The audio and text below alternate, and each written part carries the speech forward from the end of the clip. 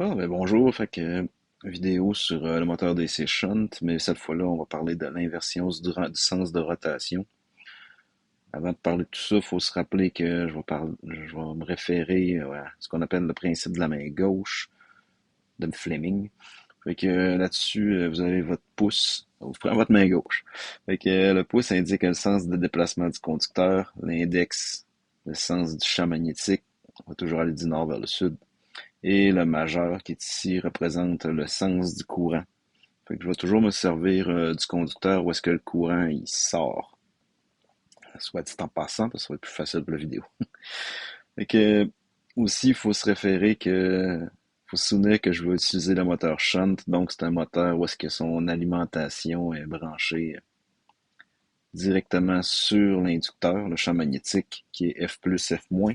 Des fois, je vais l'appeler F1, F4, parce que sur votre moteur, c'est ça. Mais parce qu'il y a un point milieu ici, il peut être branché en haute ou en basse tension. Bref, je vais utiliser F+, F- pour dire l'alimentation du shunt, qui est fait avec du petit fil, et l'alimentation de l'induit, A1, A2, va être là. Donc, des fois, je vais inverser des connexions à l'induit, des fois, je vais inverser des connexions sur le shunt, et je vais aussi inverser les deux, pour voir c'est quoi l'effet. Ce qu'il y a à comprendre là-dedans, c'est que c'est basé sur la règle à main gauche de Fleming. Ce qui fait que là, je me suis mis une situation. Je me suis mis mon alimentation pour mon champ magnétique ici et mon alimentation pour mon induit là. Ce qui fait que, étant donné la règle à main droite qui dit que si vous placez votre main droite là-dessus, ben, votre pouce va indiquer le nord. Dans ce cas-là, votre nord serait par là. Fait que c'est donc un sud et là un nord. Mon champ magnétique principal est comme ça. Ce qui fait que mon index pointe de la droite vers la gauche. Pour de ça, le courant du conducteur, lui qui sort, il est là. Fait que c'est pour ça que ma main gauche est placée là, ce qui me donne un déplacement pour ce conducteur-là vers le bas. Si lui, il tourne vers le bas, ça veut dire que lui, il tourne vers le haut. Puis tout ça, ça me donne une rotation horaire. On va faire un changement. Je vais aller inverser les connexions du champ magnétique. En fait, celle-là va rester la même. Celle-là est la même, mais là, j'ai inversé mon champ magnétique F plus F4. Ce que ça a comme effet, étant donné la règle de la main droite, là, c'est comme si votre main arrivait de par en arrière, donc les doigts sont comme ça, puis votre pouce s'en va par là, puis il vous manque peut-être un doigt, tu sais. Clac. Tout ça pour dire que présentement, mon sud est là, mon nord est là.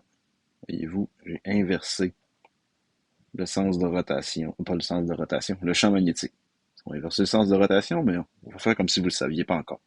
Fait que mon champ magnétique est comme ça, de gauche vers la droite. Le conducteur, où est-ce que le courant sort, est ici. Parce qu'en tant que tel, je l'ai peut-être pas expliqué tantôt, mais vu que c'est un plus puis que c'est un moteur, ben, le courant, il rentre dans le moteur puis il ressort par là. Donc, c'est pour ça qu'il ressort ici. Fait que je me sers de ma main gauche. Elle vient se placer pour ce conducteur-là. Champ magnétique, courant vers vous, donc déplacement par en haut. Si j'ai un déplacement par en haut, ça veut dire que là, je vais avoir un déplacement par en bas, puis ça me donne un sens de rotation qu'on dit CCW, counterclockwise, sens anti-horaire. Juste pour vous rappeler, tout à l'heure, j'étais en sens horaire. En inversant les connexions du champ magnétique, mon moteur a changé de sens de rotation, ce qui fait que oui, on peut inverser les connexions du champ magnétique, ça va inverser le sens de rotation du moteur. Une autre façon d'inverser, c'est d'inverser les connexions de l'induit. Cette fois-là, je vais garder les mêmes connexions sur le champ magnétique que le premier, mais je vais aller échanger mes connexions sur l'induit. Fait que cette fois-là, j'envoie mon positif de ce côté-là. Fait que là, il entre dans le moteur, il sort du moteur par là, il retourne vers la source. C'est pour ça que je vais me fier sur ce conducteur-là et voici ma belle règle de la main gauche. Cette fois-là, mon champ magnétique nord vers le sud, le courant qui sort ici. Donc, le déplacement du conducteur est vers le bas. Si son déplacement est vers le bas, celui-là est vers le haut, globalement, ça me donne une rotation counterclockwise. Conclusion, en inversant les connexions de l'induit, j'ai inversé le sens de rotation.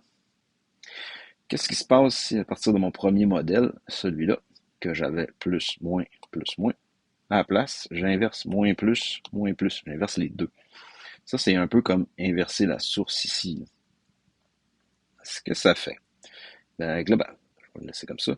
Ce que ça fait, juste pour vous montrer, la conclusion, c'est que je vais continuer à tourner du même sens. Donc, inverser les deux n'inversera pas le sens de rotation. On va regarder ça. Fait que, en plaçant mon alimentation là, avec ma règle à main droite, ça me donne un sud-nord. Le champ magnétique est comme ça. Après ça, ben, le courant qui sort du conducteur, il est là. Ce qui fait que son déplacement est comme ça. Cette main-là s'applique à ce conducteur-là. Ça me donne une rotation horaire. Tout ça pour dire que, pour changer le sens de rotation d'un moteur, je peux faire différentes choses. Je peux inverser le champ magnétique ou je peux inverser l'induit. La méthode qu'on préfère, c'est d'inverser l'induit. Parce que si ça va fonctionner pour tous les types de moteurs, ça, inverser l'induit, A1 ou A2. Inverser le champ magnétique, ça fonctionne, mais c'est un peu plus complexe. Retenez que la méthode d'inversion officielle, c'est d'inverser l'induit A1, A2.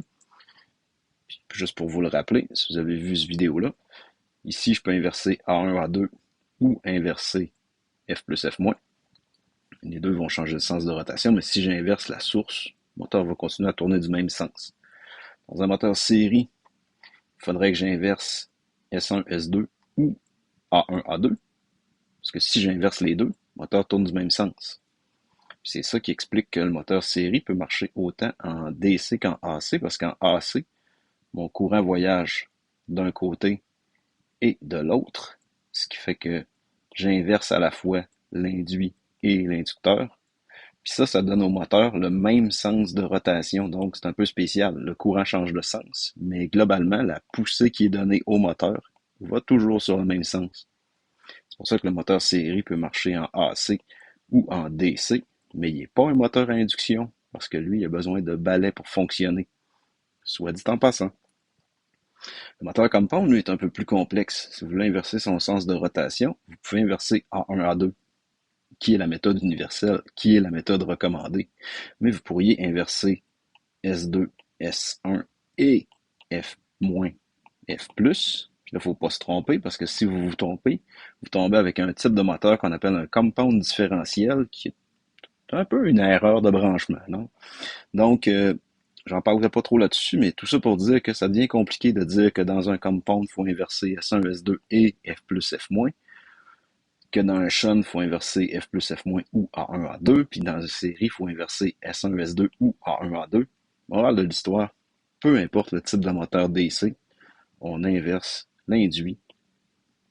En inversant le courant de l'induit, on inverse le sens de rotation du moteur.